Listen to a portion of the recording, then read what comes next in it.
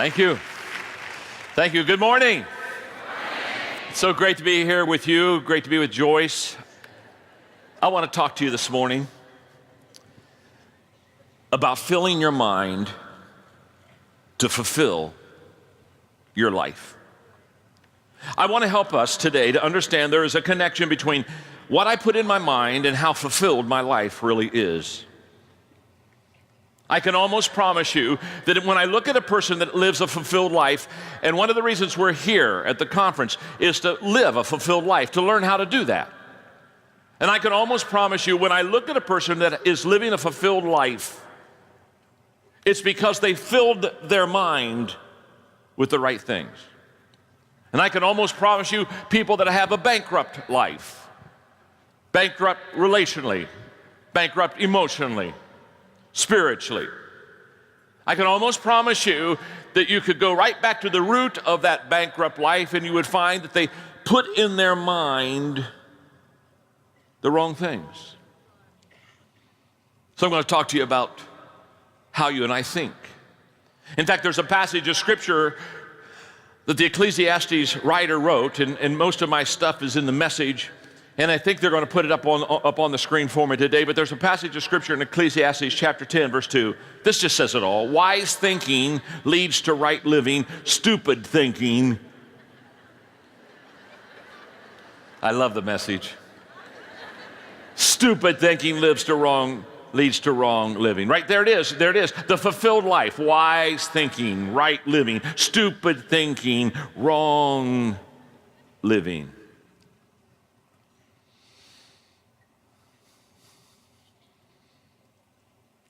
Are you ready to learn something?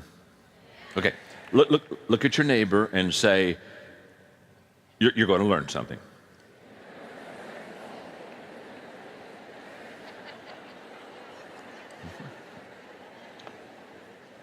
Okay. The person you just said that to, look at him again and say, and it's about time.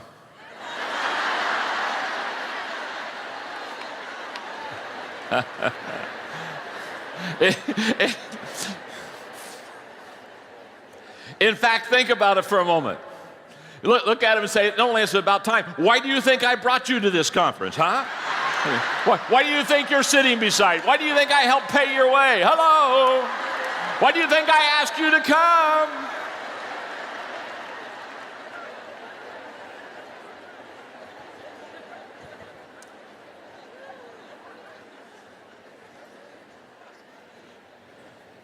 Here we go. Your attitude is the paintbrush of your mind. That's what it is. You see, your attitude paints on your mind anything you desire it to paint. My wife, Margaret, is an artist. She paints with oils. And she constantly collects pictures. She has a file. If you go into her little art studio, you would find a file of pictures that she has collected over the years, pictures that she loves, that someday she wants to take with her in the studio and she wants to paint it. And so she's very selective about what she puts in her files, and she has certain kinds of things that she loves that really kind of emotionally kind of connect with her. And every time I see her take one of those pictures and go into her room and put it in the file, I think of myself, this is exactly the way it is. This is exactly the way it is with the mind. You see, you and I deposit in our mind the pictures that we want to be there and want to have stay there. The attitude, your attitude, my attitude right now is the paintbrush. We have it in our hands. It's in our control. It's not in your hand. It's not in someone else's hand. It's not in your husband's hands. It's not in your neighbor's hands. It's in your hand. You have the paintbrush in your hand. And basically on this canvas of the mind, you and I can paint anything that we desire.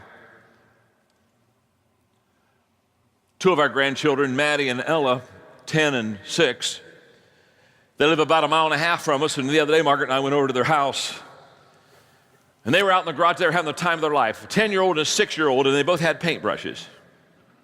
and they were painting their desk. And they got to choose the color. And I can tell you, I couldn't even get them away. I could hardly even get a hug. And when they started to give me a hug, they did it with a paintbrush. I said, well, we'll do that later. I couldn't get them away because they were so excited. They had the paintbrush in, and they're painting. They're putting on that desk exactly how they want it to be, the color they want it to be. And they're as they're doing this, I'm thinking to myself, this is exactly the way the mind works. This is exactly the way the attitude works. We paint the picture.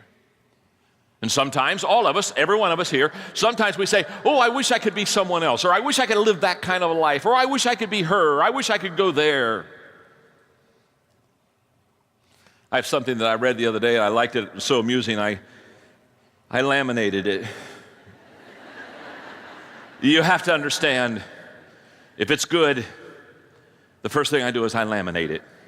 This is a laminated card. You just have to understand, I've laminated for years. I'm the only person I know that has the spiritual gift of lamination.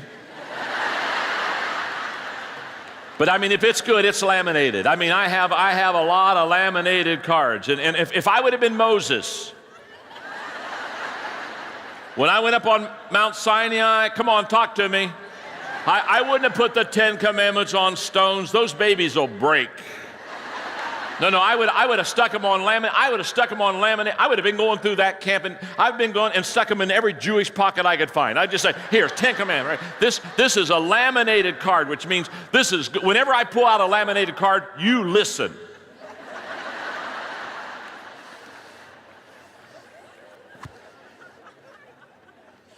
I like this. It's entitled In My Next Life. If you're a bear, you get to hibernate. You do nothing but sleep for 6 months. I could deal with that. Before you hibernate, you're supposed to eat yourself stupid. I could deal with that too. And if you're a bear, you birth your children who are the size of walnuts while you're sleeping.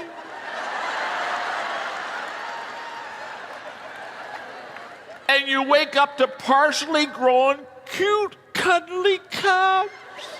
I could definitely deal with that. If you're a mama bear, everyone knows you mean business. You swat anyone who bothers your cubs. If your cubs get out of line, you swat them too. I could deal with that. And if you're a bear, your mate expects you to wake up growling. He expects that you will have hairy legs. And he expects that you will have excess body fat. I could deal with that. I'm going to be a bear.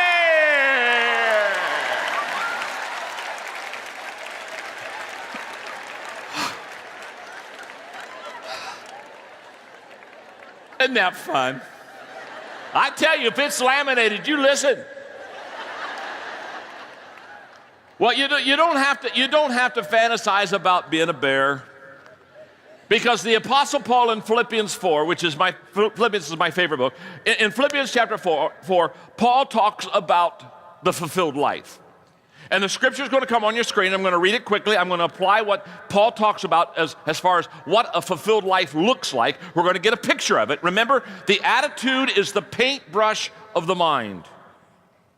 We're going to get a picture of what a fulfilled life looks like, and then we're going to take the paintbrush, and we're going to take the attitude beside the picture, and we're going to begin to paint it so that it becomes ours. Okay, let's go in the scriptures.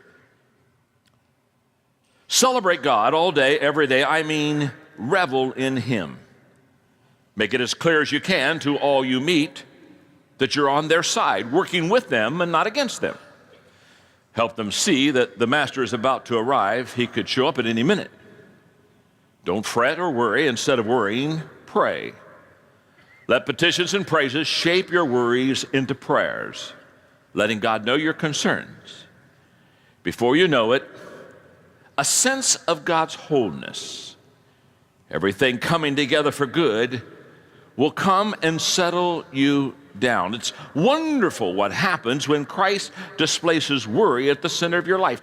There are 4 things that Paul talks about here that helps us to live a fulfilled life. Number 1, he says, celebrate God. He said, if you want to know what a picture of a fulfilled life is, it's a life that revels in God every day. Celebrate God. Number 2, add value to people. He said, come alongside people and add value to them. If you want to live a fulfilled life, live beyond yourself. Number 3, give God your concerns. Let your worries be given to Him.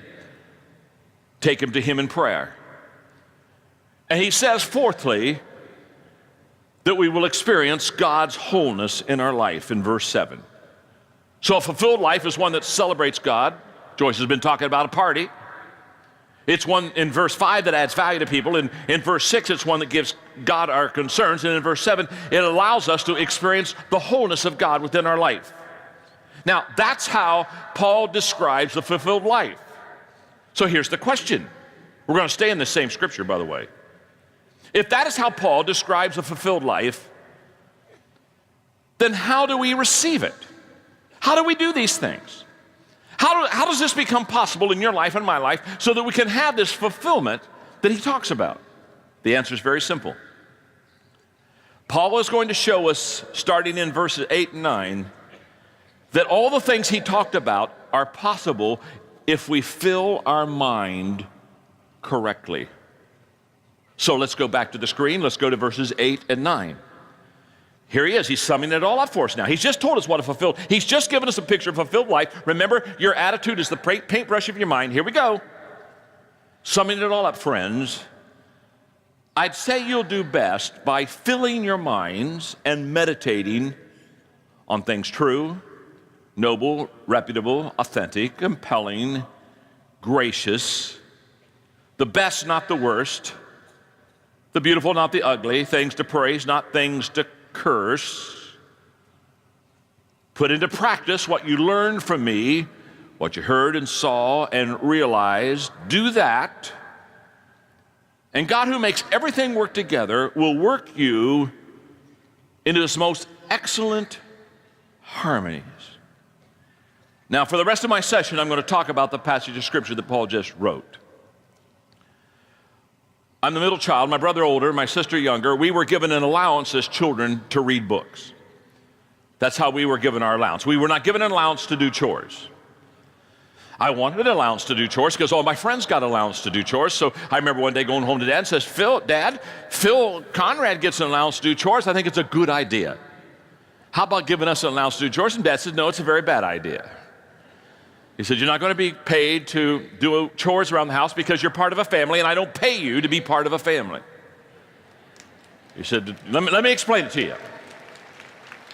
He said, I do things for you, you do things for me. We all help each other. We don't pay each other because we're part of the family. He said, the best way I can explain to you, son, is by the time you were born, you already owed your mother for 9 months of room and board. So shut up and take out the garbage. And I did. But he did pay me and my older brother, my younger sister, to read books. He chose the books. We were required to read 30 minutes a day. He would put the books into my hand. Now, I say that because I'm talking about the mind. He put a book in my hand as a 7th grader, As a Man Thinketh, James Allen.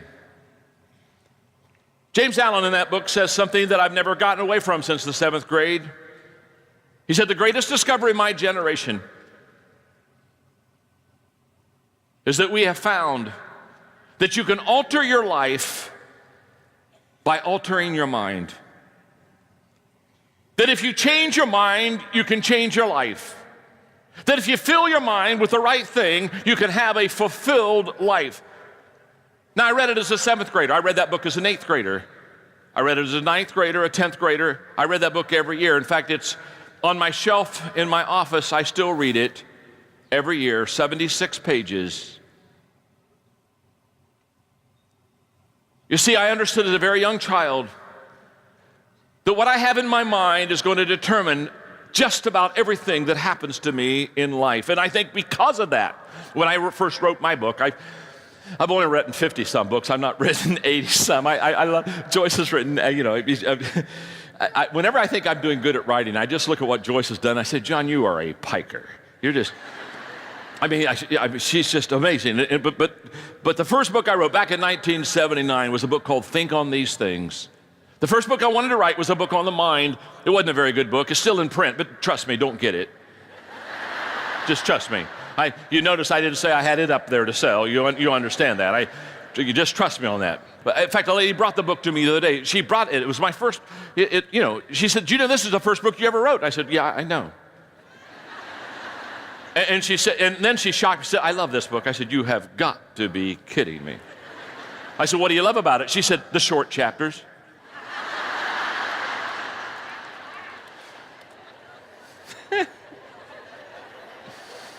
It's 100 pages long. Honestly, it's 100 pages long. I have 33 chapters. Yeah, you're hearing right. Yeah, three pages a chapter. You're exactly right, yeah. You're thinking, you gotta be kidding me. You mean you wrote your first book and you only had 3, and the ladies love it. She said, I love the short chapters. She said, how did you ever think of that? I said, lady, it was my first book. I said, you have to understand, 3 pages is as long as I could go. In fact, some of the chapters are 2 pages too long. I mean, I ran out of gas. I didn't know what to say. I couldn't write anything else. It was my first book. But it was a book on the mind because I knew that if I could help people, no wonder Battlefield of the Mind has sold and continually sells and blesses people. No wonder you keep teaching it, Joyce. The reason you keep teaching is there's gold in there. You know that if a person can grab those principles of the mind, it'll change their life forever. It's a fact. It's true in your life. It's true in my life. And so that's why I wrote books on the mind. I wrote Think Your Way to the Top. I wrote Thinking for a Change. I wrote The Winning Attitude. I wrote The Difference Maker, the one that I've got here. Why are so many of my books on the mind and the choices and the thinking and the attitude? It's because this is what's going to make us or break us. In fact, let me explain it this way. Outside of my personal faith, if you and I had 30 minutes together and you sat down beside me one-on-one time and said, John, talk to me about what the most important thing is that you want to talk to me about, I will promise you, I would talk to you about how you think. Because the greatest gap between successful and unsuccessful people is not the education gap, it's not where you were born gap, it's not the age gap, it's not the poverty gap. The greatest gap between successful and unsuccessful people, listen to me very carefully, is how you think. There are more people who think wrongly and sabotage themselves. I was with a group of businesses recently doing a conferences, and they were talking about the competition. I said, oh, don't worry about the competition. I said, most of you think so bad you'll blow yourself up. You don't need to worry about somebody else beating you out on the product. You'll just screw it up yourself. Just give yourself time. I mean, this is the way it works. If I could do one thing for you, I would teach you how to think in a way that will bring success to your life. And what's so wonderful is the Bible is full of all the principles. I mean, it's just absolutely loaded on. It's a success manual on how to think correctly. And yet I run into people, they don't think right. We have dental floss, to get the junk out. Yeah, we use dental. You understand. What we need is mental floss. Yeah. What we need is it. Wouldn't it be wonderful? How many of you ever said, "If I were God"? Have you ever done that? If I were God, and I would have created bodies, I would have put a zipper on the head. And I put a zipper on the head so that every day you could unzip that sucker and pull out the mind and you could floss that. Just floss it. Floss it and then spray it off. Just take a hose, stick it back in there, close that baby, zip it up and say, be whole, be healed.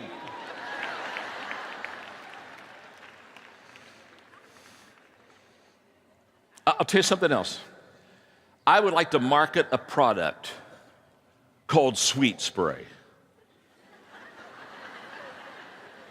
You carry it in your pocket. We have the, for the breath thing. Don't you hate it when somebody says, want it? Want a certain, huh? Yeah. Wouldn't it be great if you just had some sweet spray? And every time you got around a person has a bad attitude. Huh? Wouldn't this be amazing, huh? Wouldn't you just love this?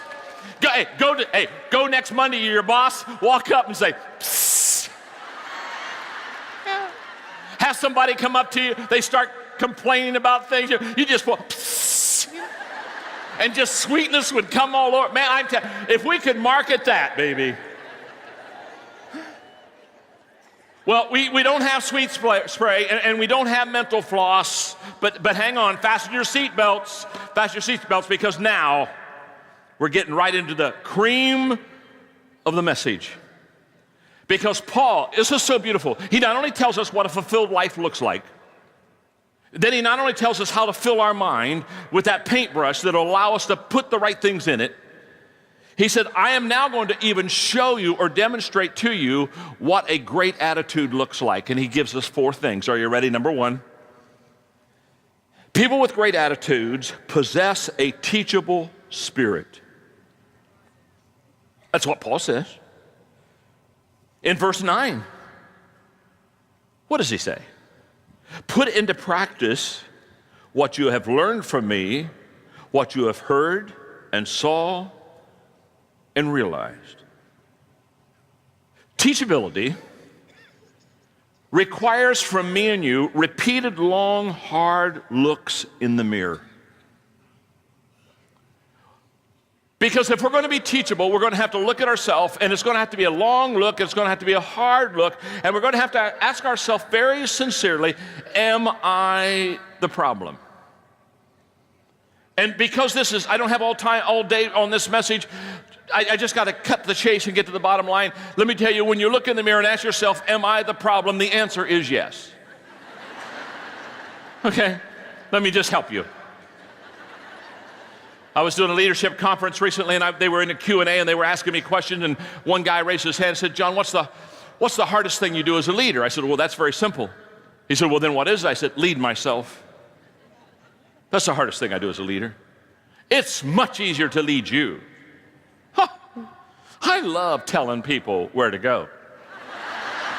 I love telling them how to get there. I love to show them the mountain. I am naturally bossy. Listen, I don't know about God's plan for your life, but if you're not sure, come to me. I'll give you my plan for your life. I'll fix it real quick. I'm good at this. I love leading people, pointing people, showing people, directing people, whistling, flagging them around. I love that stuff. 1, 2, 3, 1, 2, 3, 4. I love it.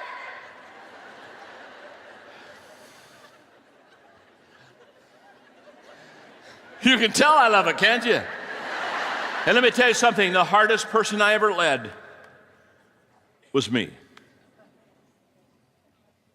It's so much easier to teach than to do. If I had to kick the person most responsible for my problems, I wouldn't be able to sit down for a week.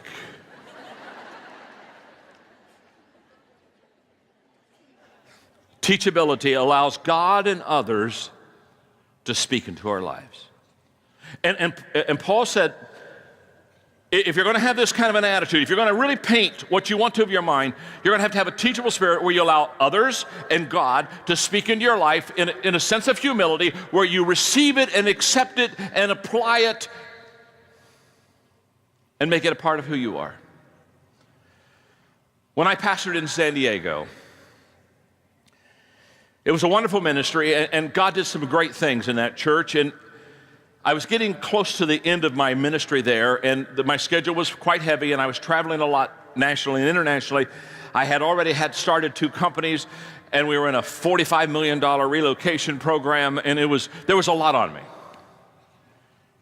And when I have a lot on me, I sometimes get very, very impatient. It's one of my real weaknesses. And I came back into the city just for a couple of days, and there were 3 or 4 decisions that should have already been made by the staff that weren't made. So I sat in a meeting and I made the decisions in 30 seconds. I said, we're going to do this, we'll do this, anything else, done. Decisions made. Well, that wasn't my style of leadership. Normally I'm very interactive, and I love to get a lot of input, and I just bypassed all this, and I just made these 3 decisions, and they were pretty important decisions, and the congregation found out about them within a week or 2, and they were not received well. For the first time, I'd been there for 11 years. For the first time, something I did leadership was kind of being questioned by the people, and I didn't like the questioning, and the questioning started to become some murmuring, and I got ticked.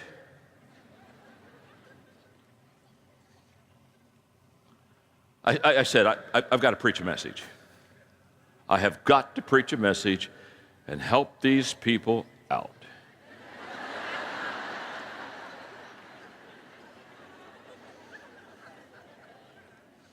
You know, there are some messages you don't even have to pray about. You just know where to go. I'm telling you, when you're a biblical scholar, there are just sometimes you say, God, I don't even need your help. Know right where it is. And I immediately went into the Old Testament. I got to Moses, and when the children of Israel complained, and the ground, you remember, the big hole and the ground just swallowed them up. And I went to my study that morning, and I was so pumped on preparing a message. I got Moses and the ground and the people all swallowed up and that whole deal. And I'm telling you, this message, I was so inspired. I did it all in one setting, and it was so good. In fact, it was so good. I just wanted to send out a message that we won't wait till Sunday. That, you know, there are some things that can't wait. Tomorrow, come to church. I got a message for you, and I was so happy. I was so proud, and I went home that night, and I showed it to Margaret, and I said, this is the message I'm going to preach, and I can hardly wait. Do they need this message? I should have known there was a problem when Margaret didn't agree. Now, I'm going to tell you something. People talk about they hate to hear from God. Let me tell you what, I hate to hear from my wife. Now, maybe Margaret hangs around and talks to me a lot more than God, to be honest with you, okay? And then I'll tell you what I really hate. You want to know what I'll tell you what I really hate. I hate when Margaret kind of speaks into my life with these spiritual thoughts. You know what is a double tick? When God agrees with her.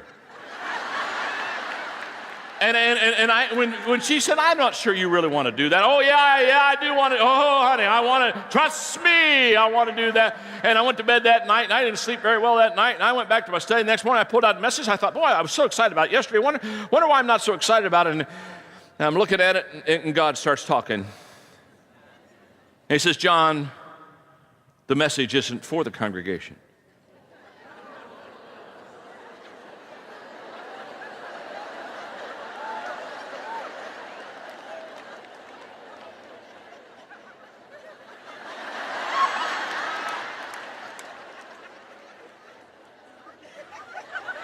I mean, if it's not for them.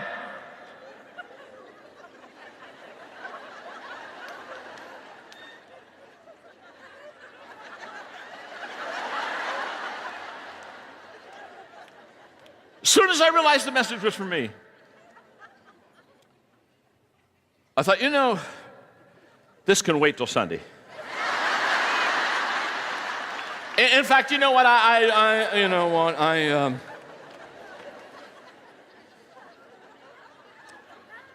I think this was a message that wasn't meant to be preached.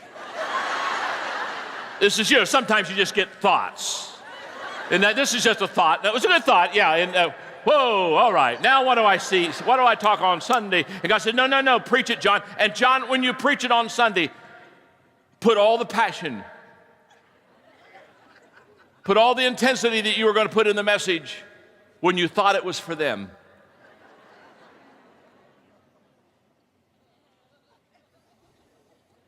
I can honestly tell you, every day that week I said, Jesus, it's time for you to come. It is time for you to come. Jesus, you're late, you're late. A lot of people have been wondering, this is the time. And then Jesus said, well, son, I may come this week, but I'm not sure I'm taking you. Oh.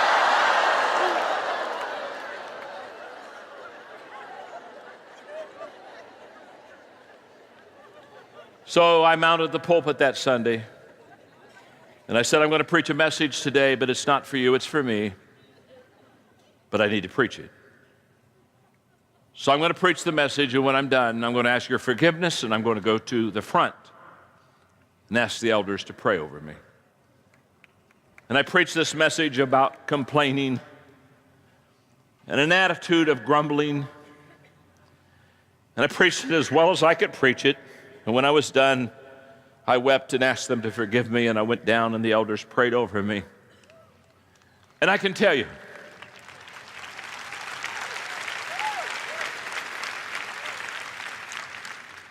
the crumbling and the complaining and the kind of the little tension we were having, within 15 minutes was all clear. It was all clear. It was all clear because at that stage I had a teachable spirit, and I can tell you that there are many times that I have to look at God and I have to say, oh God, help me to have a spirit in my heart that would always allow you to speak into my life and allow people who love me to speak into my life so that I can be the person that you really want me to become. And Paul said, if you're going to have a great attitude, you have to have a teachable spirit. And then secondly, he said, you have to take responsibility for your attitude. I know he said that because what did he say? He said, fill your minds on good things, meditate on good things, practice good things. Who's he talking to? He's talking to us. He wouldn't tell us to fill our mind on good things if we couldn't fill our mind with good things. He wouldn't tell us to practice good things if we couldn't practice the good things. He wouldn't tell us to meditate on good things if we couldn't meditate on good things. You know, you run into somebody that has a bad attitude and say, hey, what's wrong with you? Oh, well, you know, I got out on the wrong side of the bed. Boy, don't you wish it were that easy? If getting on the wrong side of the bed gave you a bad attitude, wouldn't this be super? You could just send them home. Tell them to go to the bedroom. Tell them to jump on the bed. Roll out on the right side and it'd be okay. Isn't it amazing how we blame people for our attitude? It's someone else. It can't be me. And Paul says, no. You're to practice these things. You're to fill your mind with these things. You're to meditate on these things. Paul's talking very clearly. He says, it's you. It's your choice. It's your responsibility. It's you to do these things. Mother-daughter Christmas shopping, 2 days before Christmas, a lot of crowd, tired, feet weary. Long day, haven't had lunch. Mom's going into the department store and she's not too happy, kind of complaining a little bit. They go to a couple stores and they're walking back to the car in the shopping center. Mother looked at daughter and says, did you see that look, that nasty look that salesman gave me in that last store? And the daughter said, Mom, he didn't give that to you. You had that when you went in.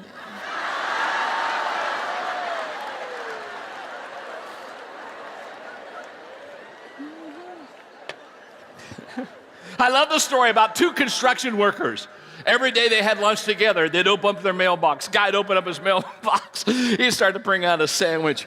He'd open it up and he'd just, oh no, bologna sandwich again. Bologna sandwich again. I hate bologna. Here it is again. Bologna sandwiches. Bologna. I hate bologna. And the guy hears it. He said, wait. Don't, calm down. Relax. Take a pill. I hate bologna sandwiches. Well, then tell your wife. Leave my wife out of it. I make my own sandwiches. The bologna that you have in your mind wasn't given to you by someone else. You let somebody else did it to you. Listen, it's your choice. It's your responsibility. Grow up. Take a... Oh, I got this. This is... Got a laminate card.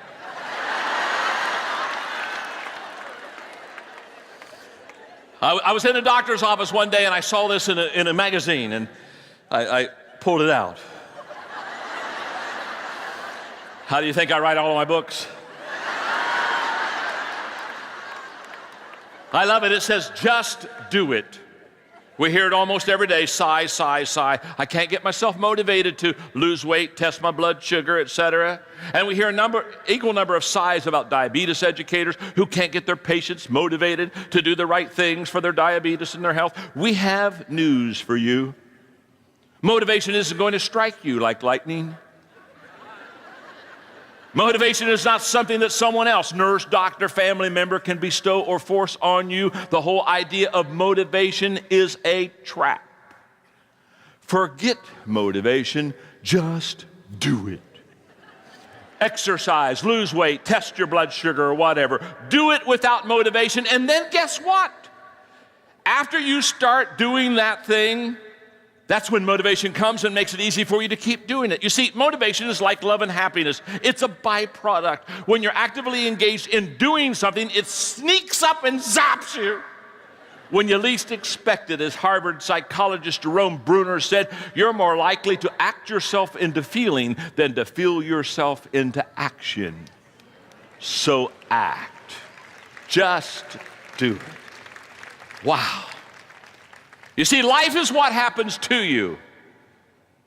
Attitude is what you do about what happens to you, and it's a choice. And Paul said, take responsibility for it. So, Paul said people with great attitudes, number one, they possess a teachable spirit. Number two, they take responsibility for their attitude. Number three, they travel the high road. You see, God chooses what we go through, but we choose how we go through it. And in verse 8, Paul, this is I love this passage. I love this passage. Talk about teaching us how to travel our high road. What does Paul say? Paul says, fill your minds and meditate on what? The best. Not the worst. The best is high road. The worst is low road. Think on the beautiful, high road. Not the ugly. That's low road. Things to praise, high road. Not things to curse. That's low road.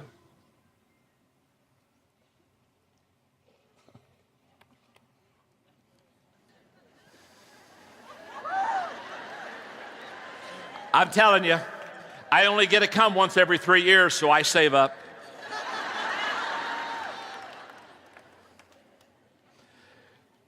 Talk about perspective, high road, low road. I have in my hands a diary of a dog, and I have in my hands a diary of a cat. Here's the dog's diary. 8 a.m., dog food, my favorite thing.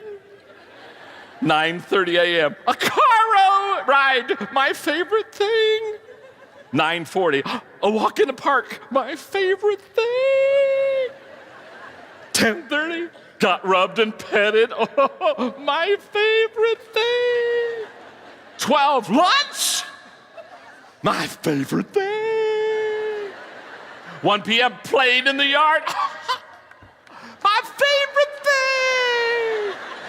3 p.m., wag my tail, my favorite thing.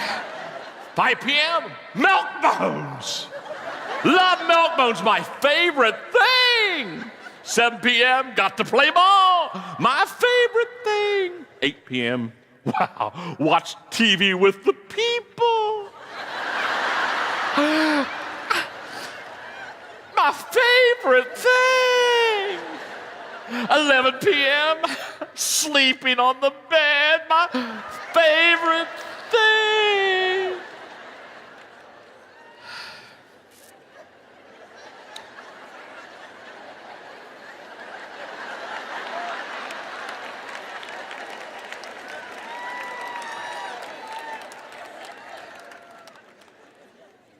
Excerpt from a cat's diary. I see the train a-coming. Day 983 of my captivity.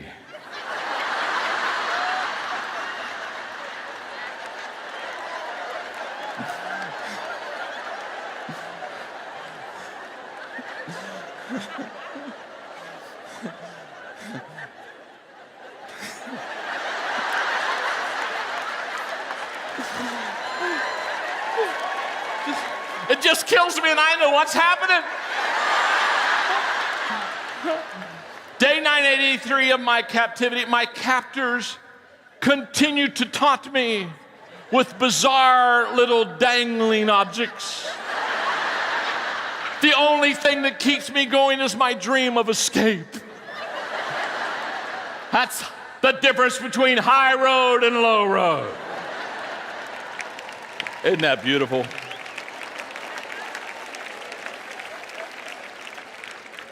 Oh, man. Joyce, last night you talked about the prodigal, the two prodigals.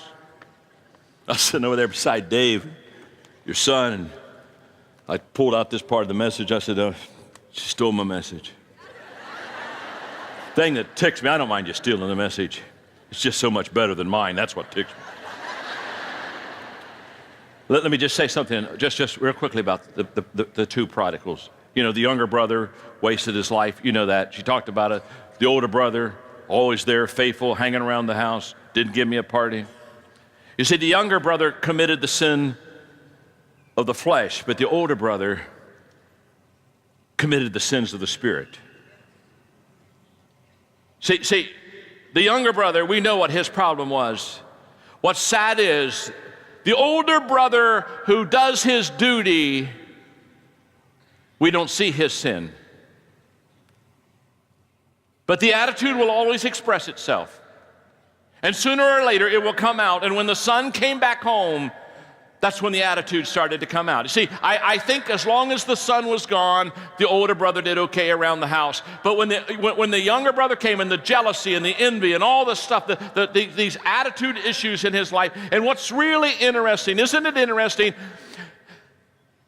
that the younger brother is now home inside with family, having a party. And the brother with the attitude, he's outside the house. He's outside the house. There are three roads to travel. Let me give this to you quickly. The low road, where we treat others worse than they treat us. The middle road, where we treat people the same as they treat us. And the high road, where we treat others better than they treat us. And I'm telling you, Paul, in this passage of Scripture, when he says, choose the beautiful, not the ugly, the best, not the worst, the prey, listen, not the curse, he's very, very, very clearly he's talking to you and me, and very clearly he's saying to us, travel high road, travel high road. It's a choice which road you and I travel. I know we've overdosed on cards, but I'm not too disciplined when it comes to this area. And I wasn't going to bring this one out. Honestly, this is not my fault. It's Joyce's. Because Joyce made just a couple comments about the few men in the audience last night. And they were nice comments. They weren't, but we men definitely felt and knew and realized that we were a minority. And that we knew that we were welcome, but we weren't really welcome. And that, thank God, some of us have women's names. And that we did get in a little illegally, and it's really Joyce's fault, because if she didn't have such a wonderful conference, we wouldn't sneak in with our wives. It's her fault. But I felt, because this is on attitude and this is on thinking, I felt that I pulled this one out. I wasn't going to do this, but for the 100 men in the audience and me, I would like to talk to you just for a moment about 8 words that women use.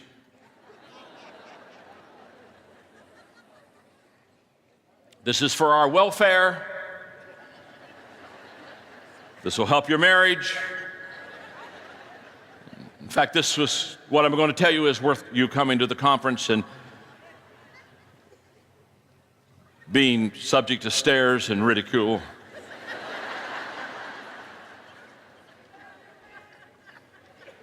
The first word that a woman, and I'm going to help you understand this. I've got it all written down. I don't understand it well, so I have to have it all written down. You understand this. I keep this with me. I've been married for 41 years. It's not an accident, folks. I keep things like this with me. When your wife says, fine, this is the word women use to end an argument when they are right and you need to shut up.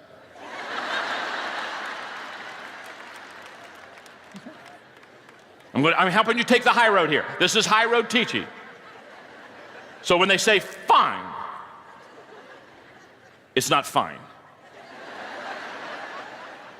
Just shut up, be happy. When your wife says 5 minutes, if she's getting dressed, this means half an hour. 5 minutes is only 5 minutes if you have been watching a ball game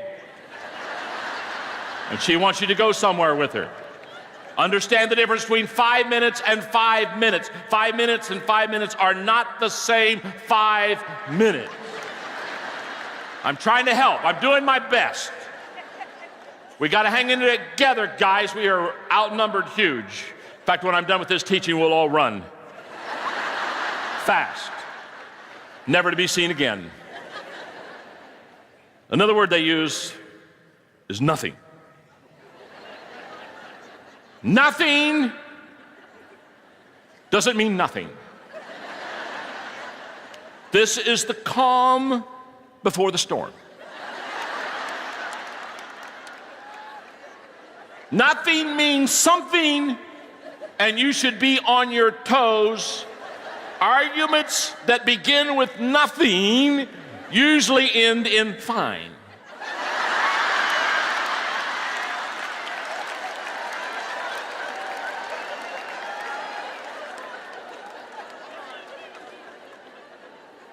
Okay, number 4, I'm helping. I'm just doing my part.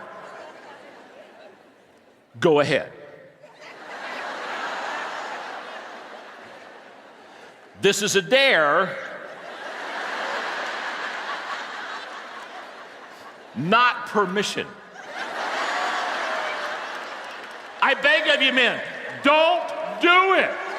Don't do it. Go ahead doesn't mean go ahead. Nothing doesn't mean nothing, and fine is not fine.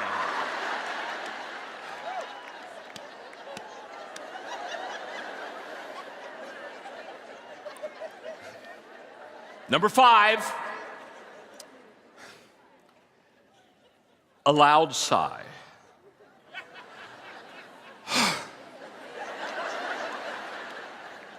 This is actually a word. This is a non-verbal statement that is misunderstood by men. A loud sigh means she thinks you are an idiot and wonders why she is wasting her time standing around arguing with you about nothing. Refer back to number 3 if you forgot what nothing means. Nothing isn't nothing.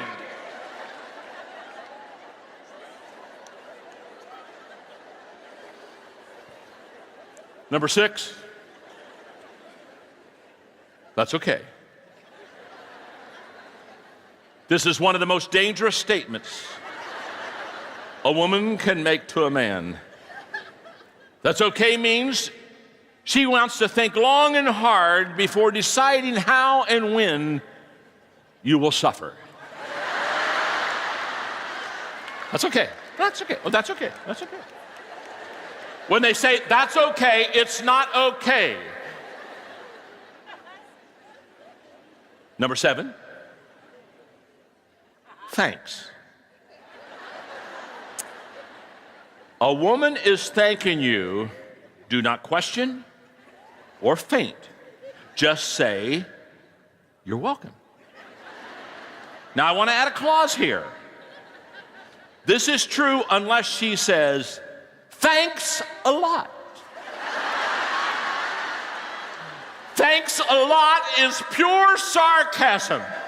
And she is not thanking you at all. And do not say, you're welcome.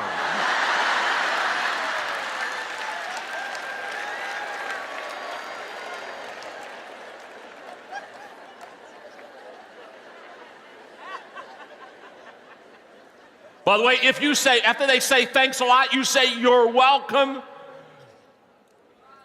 you'll hear a whatever.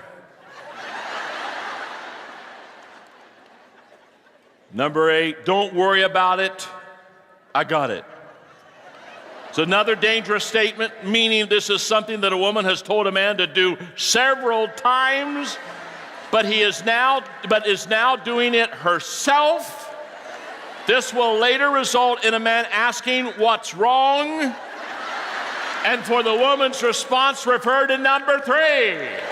It's nothing. Nothing.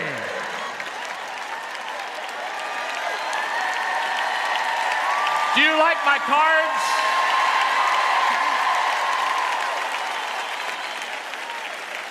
All right. I got one more thing and then I'm done. Paul said people with great attitudes, number 1, possess a teachable spirit. 2, take responsibility for their attitude. 3, travel the high road. Are you with me? Number 4, understand its value, the value of a great attitude. You see, there's little difference between people, but the little difference makes a big difference. And the little difference is attitude, and the big difference is whether it's positive or negative. And Paul understood that. And that's why he said, fill your minds and meditate and practice on good thinking. And he said the result is this, number 9, verse 9, do that, and God, who makes everything work together, will work you into his most excellent harmonies. A good attitude has value in the beginning of a task. If you don't believe that, ask a surgeon, ask a coach, ask a teacher. A good attitude has value in the middle of the task. And finally, a good attitude has value at the end of the task. I close with one very personal story. It's about my father. He's 89, doing good. My mom went to be with the Lord last year. They've been married for 66 years. And I wish you could know my dad, and here's why.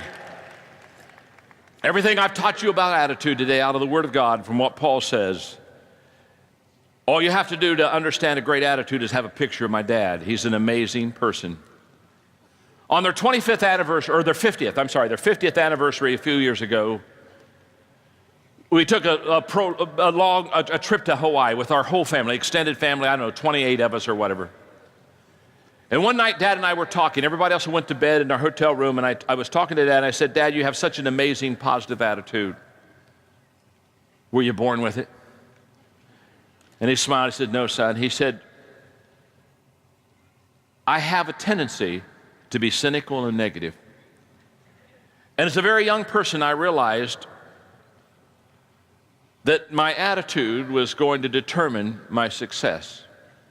Norman Vincent Peale was one of his mentors. In fact, he took me to meet Norman Vincent Peale when I was in the 7th grade. And he said, I grew up in a poor town in Georgetown, Ohio, just a little town of 800 people. And he said there were only 3 people that were highly successful in the town. And he said, I did chores for those 3 people. He said, we were a poor family. And I did chores for all 3 of those people. And as I was in junior high and high school, I kept asking myself, why are they successful and the rest of us aren't? He said, by the time I was a junior, I came to the conclusion the reason they were successful and others are not is because they think differently than others. That's where I got that seed thought. That's why I wrote the book, How Successful People Think. I got it. That was the seed of that book being written. And he said, I determined since the attitude was what made them successful, that I would have a good attitude. So he said at a very young age, I worked on my attitude. And he said, I have to work on it constantly because I have a bent towards negativity. I have a bent towards being cynical. Okay, that was quite a few years ago. When I was at his house the day that the doctors basically told us that my mom only had a very few days to live, she had cancer. And Dad asked me to go in his office. It was just the 2 of us, and we were sitting there, and he was asking if I would do the funeral, and we were talking about things that we knew we were going to have to deal with as far as helping Mom. Dad made a statement to me. He said, son, he said, I really love people. In fact, he said, isn't it amazing that the older we get, the more we love people? And I said, no, Dad, that's not true. That's not true at all, Dad. I know a lot of people, they're getting older, but they're not getting better. Maturity doesn't come with age. Sometimes age comes alone. And I said, Dad, the reason you love people more today than you loved them 20 years ago is because you have such an attitude of heart for people. You've made a choice. And because you made that choice as you get older, it's just blossoming and it's become beautiful. So we talked about it a little bit. But my dad, I wish you could go down to Central Florida. He's in Winter Haven. I wish you could see him.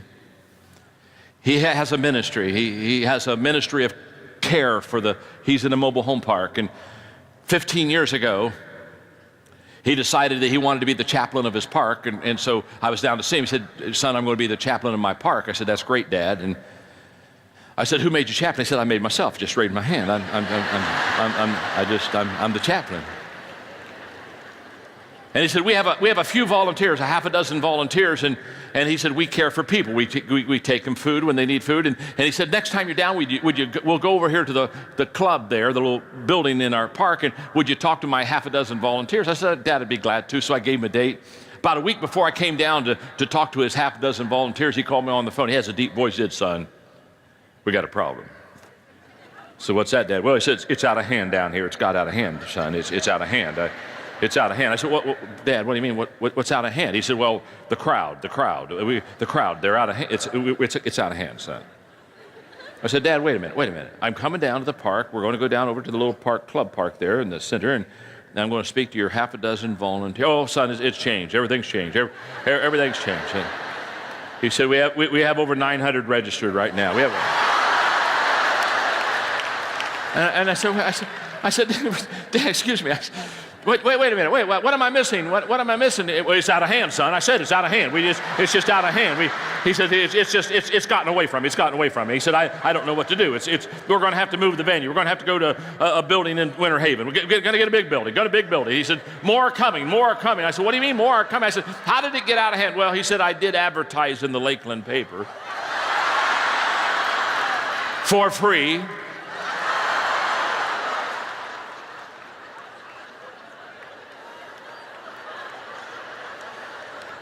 I went down on a Monday morning at 10 a.m., 1,300 people. You have to be a senior citizen, 10 a.m. on Monday morning. 1,300 people showed up. I talked them to that day, and I told them about my dad's park ministry. It took off. People from parks all over Central Florida said, we want to have that kind of ministry. Now, right to the end, he's 89. He has over 600 volunteers. He's in 57 mobile home parks.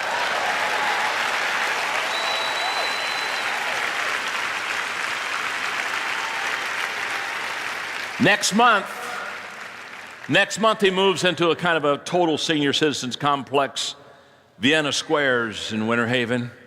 We want him to have all the care. He's still very self-sufficient, but we want to get him in a place. And so we were talking. I had him down last weekend. And he said, son, next month I go in Vienna Squares. He said, I'm going to be the first one who moves in. And he said, son, every meal I'm going to go down into the cafeteria where we have our meals. And every meal I've determined I'm going to eat with different people each time. And he says, I'm going to meet him, and I'm going to connect with him, and I'm going to love him. And I'm going to bring them to Jesus. Listen to me, friends. Whether you're 9 or 89, your attitude is a choice. Let's have a great attitude, and let's glorify God with it. Thank you very much.